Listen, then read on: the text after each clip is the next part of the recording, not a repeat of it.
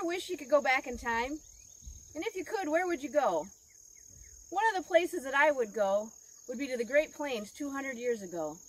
I'd love to see what the vast prairies looked like before they got all plowed up.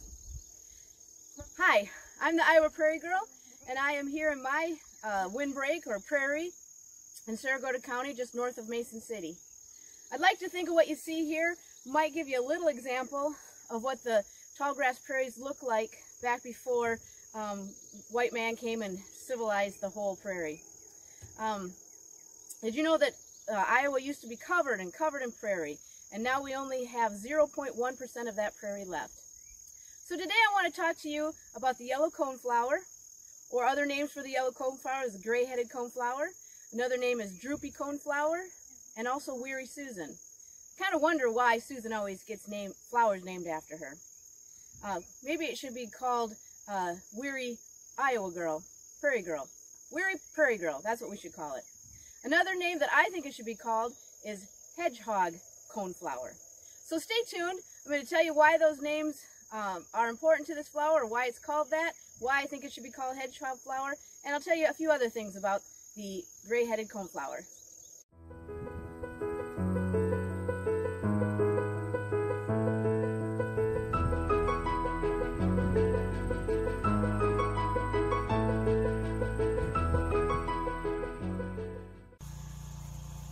Before I start telling you about the gray-headed coneflower, I need to make a correction in my intro.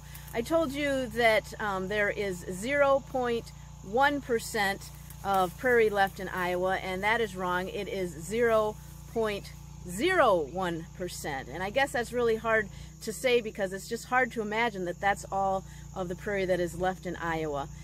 Although I'd have to say that I'm sure that number has to be going up with all the restoration of prairies that we have going on with Iowa Heritage Foundation and the Iowa DNR and private landowners restoring their land. So hopefully, wouldn't it just be fun to see that number go up? All right, so let's talk about the gray-headed coneflower. So I'm standing here, and my camera is up on the four-wheeler, and so I can tell you that I'm just about 5'3" feet tall, and so this coneflowers get to be about 4 feet tall. You can see that they have yellow rays petals, and so the flower has between 10 to, well, more like 5 to 10 is what I've read, ray petals. It can get up to about 13 to 15 petals. These petals are 2 inches long and a ½ inch wide. They don't have any scent. The only scent that this flower has is if you were to crush the cone head here, and that has the scent of anise. Now, if you don't know what anise smells like, most people would say that it's similar to that of black licorice. So you either really like the smell or taste of anise, or you hate it. I'm one that does not like black licorice. The cone head, in the beginning, it is a gray-brown or green color, and that's where we get the name gray-headed coneflower. And then as the flower matures, it turns brown, and there's hundreds of small disc flowers that bloom on the cone head. So actually we have the petals here of the flower, and then we have the disc flower. So there's actually 2 different types of flowers growing here, or types of on this plant. The leaves are compound, and they're like little leaflets, and at the base, or the basal leaves, those are larger, and as the leaves grow up onto the plant, they get smaller. You can see that the leaf here at the very top of this plant is rather small. And they're rough feeling. I guess that's all I know about the leaf. Okay. So what else? So the Indians used this plant to help with sore gums or with toothaches. And actually, they say if you take the seeds of the coneflower and just chew them, they will numb your gums. You can also make a tea, or a tea out of the petals or the leaves is another purpose. Now this plant is also in the group of Echinacea, and a lot of you are familiar with that term.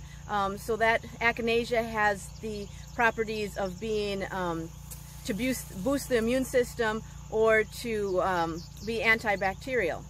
Now that's why I think this should be called hedgehog. So Echinacea comes from the Greek term meaning sea urchin or hedgehog. And that's named after the cone, where you can see, I'm going to find another better one here, where the disc has these spiny-like flower heads. Prairie dog is walking through my flowers.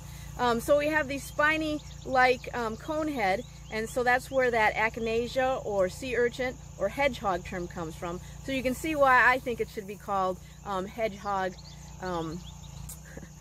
prairie flower or coneflower. So prairie flower, I've mentioned that several times. I've slipped up a few times.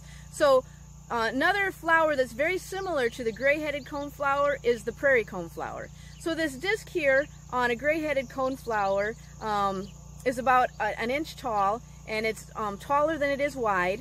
But on a prairie coneflower, the bullet-like disc here is more elongated, and it is twice as tall as it is wide. Now you think, well, that's hard to distinguish between the two, but I can almost guarantee you that once you come across a prairie coneflower, you're going to go, oh yeah, okay, that's right, it is. It's just so much taller that you're just going to notice that difference right away. So gray-headed coneflowers, they're very slender, they're tall, and they're just delicate, and they love to sway in the breeze. We don't have a breeze here this morning, but I took some pictures yesterday when there was a breeze, and actually they're kind of hard to take a picture of it when there's just a little breeze, because they really like to blow.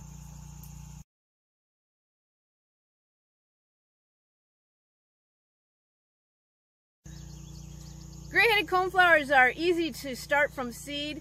They're actually kind of a survivor, if you ask me. You're going to find them on roadsides, along railroad tracks, and in old prairies where other flowers have died away. The gray-headed coneflower is going to persist. They are a survivor. So they're easy to start if you want to start a prairie garden. The gray-headed coneflower would be one to choose. They're easy to get going. They do spread, like you can see behind me. They spread a lot, but they're not invasive, and they don't kill off other plants. Animals like them. Goldfinches and other birds will eat the seeds off the seed head. Bees, butterflies, all kinds of insects take advantage of the pollen from these plants.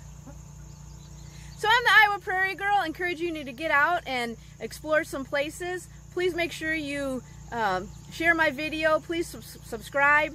And I just encourage you to get out and see the wonderful.